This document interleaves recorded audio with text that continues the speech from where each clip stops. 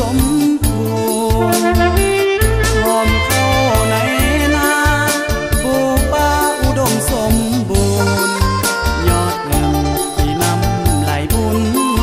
คำทูลภาษาสามเสียงสนิกาห้องส่งมาแสนสะอ่อน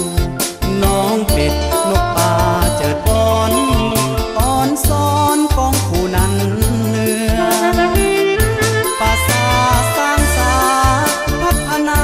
กันไปทุกเบื้อง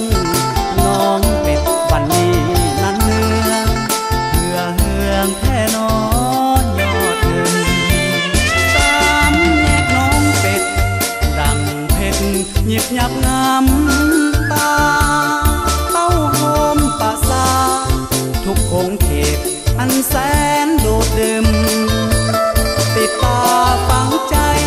หนักจองมั่นคายอายยังบ่ลืมน้ำใสเย็นยืนให้อายดื่มสาวยอดเงินบอกเคยลืมลาให้ก็เว้าน้องสาวสางงามจับใจเห็นแล้วอายบ่อยากไกล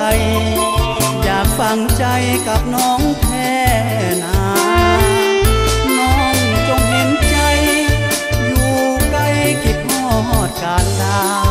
เดี๋ยวนี้อายหวนสาวมาร่วมสร้างสากับน้อง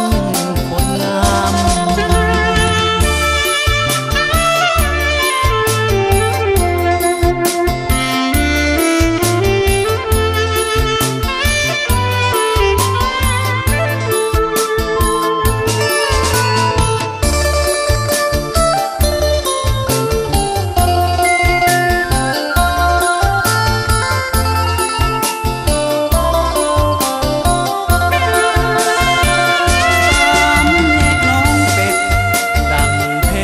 หยิบยับงาม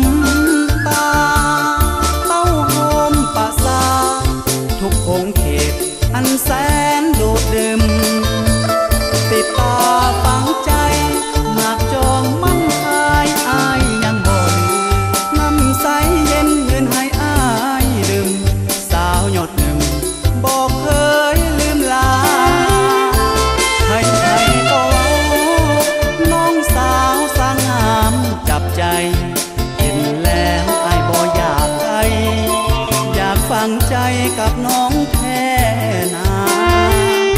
น้องจงเห็นใจอยู่ใกล้คิดฮอดการลา